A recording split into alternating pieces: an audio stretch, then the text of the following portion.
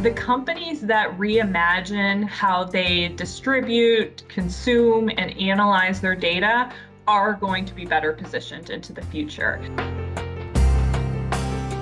You're listening to Rethinking Insurance, a podcast series from WTW where we discuss the issues facing P&C, life, and composite insurers around the globe, as well as exploring the latest tools, techniques, and innovations that will help you rethink insurance.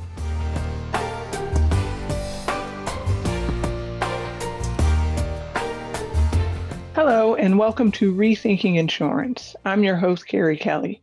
On today's podcast, we'll be discussing data democratization with Amanda Hug, a director out of the WTW New York office. Welcome, Amanda. Hi, Carrie. Thanks for having me. Yeah, I'm happy to have you on the show. Now, as you may know, we like to learn a little bit about our guests before we jump into our main topic. So what's something that you like to do outside of work? Yeah, thanks for asking. I think two things. One, I'm a Christian, so I'm very involved in my church here in New York City. And then secondly, I just love adventure. I love traveling. I love finding adventures on my travels, or if I'm not traveling, making adventure. So I live in Manhattan now, and one of the things I did for adventure was what I called the perimeter walk, where in one day, my friends and I walked all the way around the island of Manhattan, 33 miles. Wow. It was fun for the first 12 and then really brutal after that. So we saw a lot of cool things, but that was my one and only time I'll be doing that. Nice. And I love that you're finding adventure even at home. So Exactly. Very nice. So, our topic today is data democratization. Before we get into some specific questions about that, maybe we can start with you just giving some broad background on what that is and what it means. Sure. Yeah. Well, first of all, it's just a fancy word for sharing data, I would say, is kind of the shorthand. It really is about how do companies share data across teams, across functions, across products, and really open it up so that everyone has access to do the work that they need and to advance the business. Okay, so it sounds like a fascinating topic. How did you get interested in it? Well, I ended up falling into it a bit because at my prior company, I was working at a large life insurer as chief of staff to the CFO, and we were in the middle of a finance transformation. So we were trying to transform the way that we think about our business in a couple ways. We were upskilling our employees. We were building out a data platform to use data and analytics, and then we were doing some offshoring where appropriate. And so the big piece of that was, how do we build out this brand new data platform, put all of our financial data in it, and start to use it amongst the finance team, and then open it up more broadly for the whole company. And so I kind of got to live through what it looks like to build out a data platform, what it looks like to get buy-in from your employees, what roadblocks you're facing along the way, and then, of course, the light at the end of the tunnel, the benefits that you reap on the other side. So I've definitely gone through it, felt the growing pains, but then also felt the benefits. So definitely want to speak to that and how I think other people can come along that same journey. Great. Well, interested to get your perspectives as we talk through some of this. Great, thanks. So what are the benefits of data democratization? So a couple things come to mind. The first is eliminating bias. So right now you have different experts across different areas of the company, and they're really operating independently. And so they might be making decisions that make sense for their product or their business line or their talent, but they don't have that bigger picture view. And in addition, a lot of times decisions, we hate to say it, but decisions at companies are made based on opinions, impressions, ideas, and not necessarily on facts and on real hard data. And so eliminating that bias toward a gut feel decision and moving towards concrete data is definitely key. And then I think increased collaboration. So collaboration is a long been a way to generate value for the company, right? And with the onset of new disciplines, particularly as it relates to technology and analytics, this is even more true. So, I operate as an actuary, and actuaries can do a lot of things when it comes to predicting the future, right? We've been doing that for many, many years. But our data science colleagues are coming in with different tools, different ways of thinking about things. And if we are willing to share data and willing to collaborate, I think two heads are better than one, and we'll probably end up in a better place. So I think we broadly feel that the insurance company is or insurance in general, is kind of behind other industries in harnessing the power of data. But why do you think that is?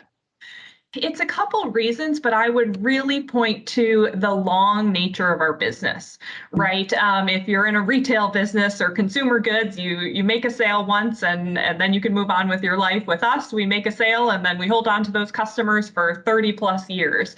And that's one of the things that's so powerful about insurance, but it definitely creates challenges when you're thinking about data, because the data that you have is on people that may have applied for policies, like I said, 30 years ago. And so you certainly weren't collecting things like their email address back then, right, or anything about, their social media profile.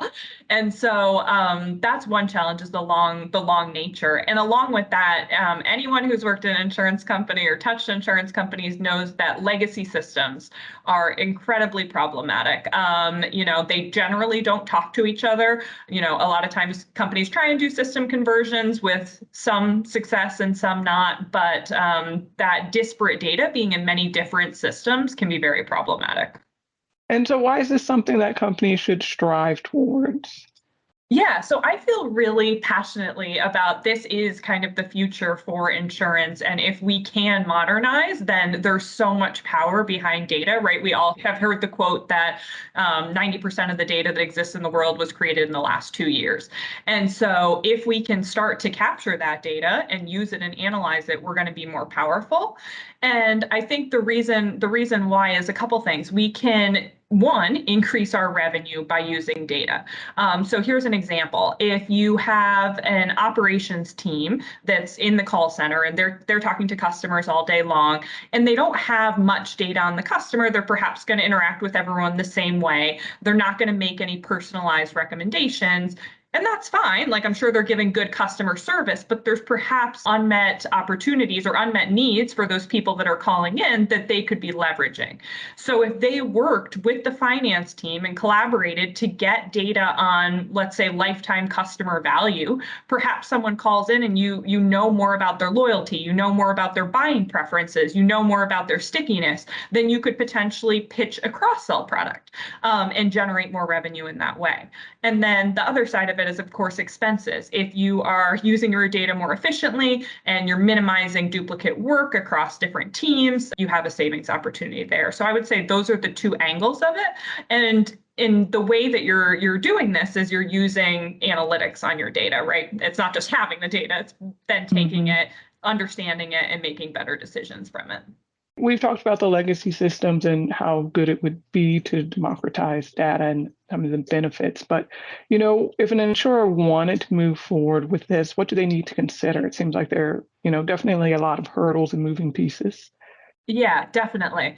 So I think there are different perspectives on this, and maybe not everyone is as enthusiastic as I am. And the reason for that is that there are some things that you need to think about. So one example, and probably the biggest, is regulatory concerns. So from a regulatory perspective, companies are worried about compliance risks with sharing data, right? We have life insurance policies, annuity policies with real people behind them with personally identifiable information that we want to make sure is not put in the wrong hands. And we want to make sure we're following all of the privacy rules. Like if your company is in California, there are stricter privacy rules there. If you have clients that are in Europe, then you have to follow GDPR.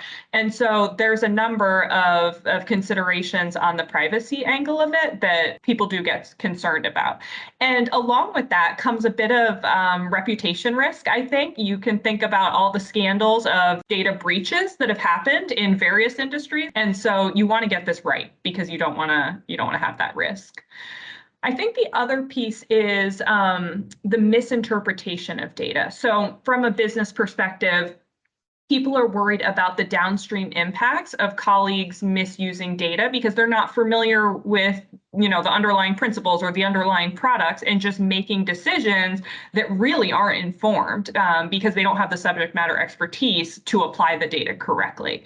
So consider an example of this might be if you have a leader that's unfamiliar with life insurance and annuity products, and all they're looking at is premiums. Well, premiums for annuities are probably going to be higher. They might say, let's double down on annuities, but that doesn't consider, profitability, associated expenses, risks. And so there's a lot there that you need to make sure when people have the data, do they appropriately understand it? And then I guess the last one is, the legacy systems. Is it even possible? And I think it is possible, but you need to certainly have the right IT talent to help you navigate that landscape. So I guess in terms of what are the concrete starting places? And I know it's going to range from company to company, but this isn't a 2-week project. Is this, as you've seen company implement, is this a 6-month, 1-year project? Who needs to be involved and that kind of thing? Yeah, definitely. So I think the first piece is you want to develop a business case for this and figure out how you're going to start empowering your employees to use data. There's a cultural shift and you need to be prepared for that. Change is not easy, so you need some change champions to help you understand the why and help your employees get behind it. And because historically data has been very siloed, right? It's been the finance team has the finance data, the controllers team has the controllers data, the sales team has their data. And so there might be a bit of concern about, why is actuarial accessing sales data, or why does sales need to know about operations data? So you have to overcome that barrier. And then as far as minimizing some of the risks, I think collaborating with your legal and data governance experts is key, and having a framework in place where you have access rights and permissions for that more confidential data that you don't want to get into the wrong hands. And then definitely software. Software is a critical component of this. Most companies, insurance companies, to their credit, are moving to a centralized data platform. And that is essentially a warehouse of data that different users across the company can query. And it's meant to be one source of the truth. And so really, again, partnering with your IT folks to pick the right platform and have the right, data cataloging tools and data access tools is definitely important as companies are looking to start out. If you had one takeaway for companies who are looking to embrace data democratization, what would that be? Yeah, I think it would be that the companies that reimagine how they distribute, consume, and analyze their data are going to be better positioned into the future. And so we might not have the data right now because we weren't collecting it 30 years ago, but if we start now, in 5 years, 10 years, collecting data on applications or collecting data with client interactions, even when you lose a sale, having all that data now will, I think, provide huge dividends in the future, because you'll be able to figure out what are the buying patterns, who are my customers, who are the customers that are fringe, and be able to really understand your business better, and then that'll have an impact on the bottom line. Great. Well, thank you, Amanda. That was really interesting. I appreciate you joining me today. Yeah, definitely. I could talk about data and data democratization all day long, so I appreciate you giving me the platform here. And if anyone's interested in learning more, I would definitely love to hear from them, so certainly reach out. Excellent. All right, and thank you everyone for listening to Rethinking Insurance. Thank you for joining us for this WTW podcast featuring the latest perspectives on the intersection of people, capital, and risk. For more information, visit the Insights section of WTWCO.com.